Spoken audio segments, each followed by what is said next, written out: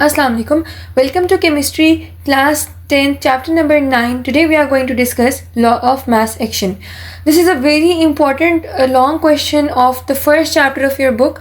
आप ये समझ लें कि तकरीबन फेडरल बोर्ड के हर साल छोड़ के अगले साल पेपर में लॉ ऑफ मास एक्शन लाजमी कंसिडर किया जाता है और ये बहुत ज़्यादा फ्रीक्वेंट आने वाला लॉन्ग क्वेश्चन है. So this is very important. You should definitely consider it while preparing. First of all, let's talk about law of mass action की statement क्या है, क्योंकि as it is a law that means कि definitely कोई ना कोई statement होगी.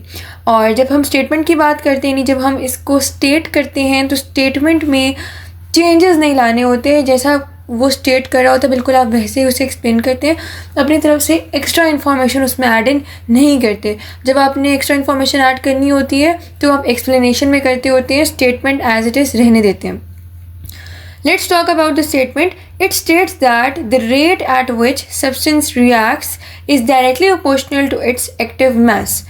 थोड़ा सा इस चीज़ पे गौर करते हैं. ये पहली लाइन क्या कह रही है, जिस रेट पे, रेट का क्या मतलब होता है, जितनी फ्रीक्वेंसी, जितनी ज़्यादा शिद्दत के साथ एक सब्सटेंस रिएक्ट कर रहा है, रिएक्ट मतलब रिएक्टेंट है वो डायरेक्टली प्रोपोर्शनल है उसके एक्टिव मास से. एक्टिव मास मतलब जितना मास इस्तेमाल हो रहा है of a substance to react, right. So जितना एक्टिव मास होगा उतना ही सब्सटेंस की रिएक्टिविटी भी इंक्रीज करेगी. The reaction at which the reaction proceeds is directly proportional to the product of active masses of the reactants. वही कह रहे हैं कि जिस रेट पे रिएक्शन प्रोसीड कर रहा है, ये रेट वर्ड है, ठीक है, इस पे रेट आएगा. The rate at which the reaction proceeds is directly proportional to the product of active masses of the reactants. पहली लाइन में हमने कहा कि जिस रेट पे सब्सटेंस रिएक्ट कर रहा है प्रोपोर्शनल होगा उसके एक्टिव मास पे. दूसरी लाइन में हमें कह रहे हैं कि जिस रेट पे रिएक्शन प्रोसीड कर रहा है वो किस चीज़ पे डायरेक्टली प्रोपोर्शनल है, active mass of the reactants पे. जितने ज़्यादा एक्टिव मास होगा, जितने रिएक्टेंट्स का मास इन्वॉल्व होगा, उतना ही तेज़ रिएक्शन भी प्रोसीड करेगा. हमारे पास यहाँ पे एक जर्नलाइज्ड स्टेटमेंट है, you can say generalized equation है, जिसमें हमारे पास small A capital A plus small B capital B gives small C capital C plus small D capital D. अब यहाँ पे बहुत सारी चीज़ें समझने वाली हैं. First of all let's talk about कि ये जो आपको स्मॉल ए नज़र आ रहा है ये क्या चीज़ रिप्रेजेंट कर रही है. स्मॉल ए, स्मॉल बी, स्मॉल सी और स्मॉल डी, ये चारों चीज़ें कंसंट्रेशन को एक्सप्लेन करती हैं. कंसंट्रेशन से क्या मुराद है, मतलब कितना ज़्यादा रिएक्टेंट इस्तेमाल हुआ है, कितना ज़्यादा प्रोडक्ट बनाने में, राइट. तो आपको जितना ज़्यादा मोल्स रिक्वायर्ड होंगे वो कंसंट्रेशन कहलाते हैं और ये स्मॉल यानी कि सबस्क्रिप्ट में लिखा जाता है, ठीक है. तो हमारे पास ये मोल्स हो गए और रिएक्टेंट्स जो है वो कैपिटल ए और कैपिटल बी है और प्रोडक्ट हमारे पास कैपिटल सी कैपिटल डी है.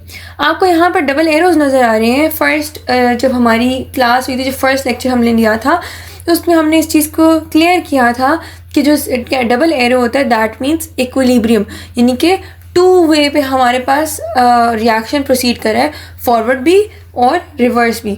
फॉरवर्ड ऐसे और रिवर्स ऐसे, ठीक है. तो हमारे पास इस तरीके से दो रिएक्शंस प्रोसीड कर रहे होते हैं.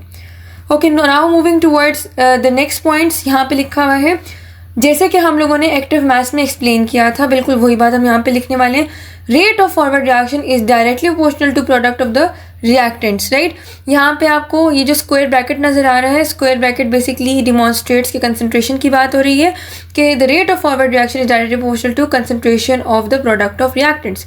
ऊपर ए आ गया जो स्मॉल ए है और बी पे स्मॉल बी आ गया. ये दोनों अगेन यहाँ पे कंसंट्रेशन मोल्स को ही रिप्रेजेंट कर रहे हैं, कंसंट्रेशन ऑफ रिएक्टेंट्स की. अब प्रोपोर्शनैलिटी जब भी हम हटाते हैं तो एक कांस्टेंट आता होता है, एज वी नो. तो हमने यहाँ पे के एफ लगा दिया प्रोपोर्शनैलिटी के लिए, कांस्टेंट के लिए, जो के एफ है. Similarly rate of reverse reaction यानी कि जो यहाँ से इधर मूव कर रहा था रिएक्शन, तो कौन प्रोसीड कराएगा, सी और डी, इसलिए हमने सी और डी लिख दिया. अगेन हम लोगों ने स्क्वायर ब्रैकेट्स यूज़ किए और उसके मोल्स बताने के लिए स्मॉल सी और स्मॉल डी पावर में चले गए. दोबारा सेम प्रोसीजर फॉलो होगा, प्रोपोर्शनैलिटी हटेगी और के आर लगा देंगे. के आर भी हमारे पास प्रोपोर्शनैलिटी कांस्टेंट ही होता है.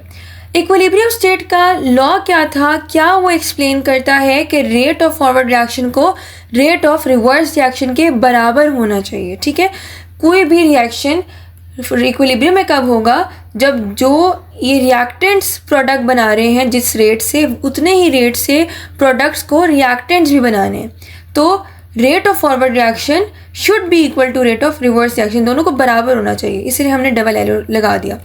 अब फॉरवर्ड रिएक्शन के लिए जो हमारे पास वैल्यू आ रही थी वो हमने उसके नीचे लिख दी, और रिवर्स के लिए जो वैल्यू आ रही थी वो हमने उसके नीचे लिख दी। ठीक है, अब क्या होगा, के एफ को एक साइड पे रहने दें, के आर को वहाँ लेके जाकर डिवाइड करा दें, और ये जो ए और बी की कंसनट्रेशन है उनको दूसरी साइड पे लेके जाकर डिवाइड करा दें। यहाँ से हमारे पास जो के एफ और के आर हैं, ये दोनों के सी को डिमॉन्स्ट्रेट करते हैं, ये दोनों मिलके के सी बनाते हैं। के सी इज़ द इक्विलिब्रियम कांस्टेंट, यानी जब एक रिएक्शन डायनामिक इक्विलिब्रियम पे होगा, यानी उसमें फॉरवर्ड रिएक्शन भी है और रिवर्स रिएक्शन भी है, तो उस केस में हमारे पास एक कांस्टेंट बनता है जिसे हम कहते हैं इक्विलिब्रियम कांस्टेंट। इसकी वैल्यू क्या होती है, के एफ बाई के आर। तो इसको हम रिप्लेस करा देंगे के सी से, और हमारे पास बन जाएगा के C is equal to C into D divided by A into B, यानी कि product of products divided by product of reactants. ये हमारे पास फॉर्मूला बनता है, ये बहुत जगहों पे इंपॉर्टेंट फार्मूला भी है, ये आप समझते हैं न्यूमेरिकल से भी बहुत ज़्यादा काम आता है। अब हम आगे चलते हैं इक्विलिब्रियम कांस्टेंट की डेफिनेशन की तरफ। अलग से शॉर्ट क्वेश्चन भी आ सकता है, इसलिए इसको शॉर्ट क्वेश्चन के लिहाज से भी पढ़ना है। Equilibrium constant is the ratio of products of concentration of products and product of concentrations of reactants. ये वाई ऐसे आ गया।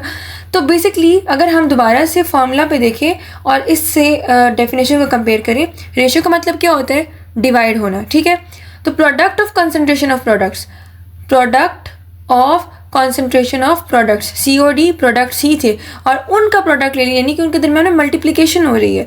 इसकी ratio with the concentration of reactants, concentration of reactants यानी ए और बी और मोल्स ऊपर आ गए। तो अगर आप फॉर्मूला याद रखें तो ऑटोमेटिकली आपको डेफिनेशन याद रहेगी, सिर्फ फार्मूला याद होना ज़रूरी है। ठीक है, और फार्मूला कैसे याद होगा, अगर आपको डेरिवेशन आती होगी। इन शॉर्ट कॉन्सेप्ट अगर आप शुरू से लेके चलेंगे तो कोई प्रॉब्लम नहीं होगी।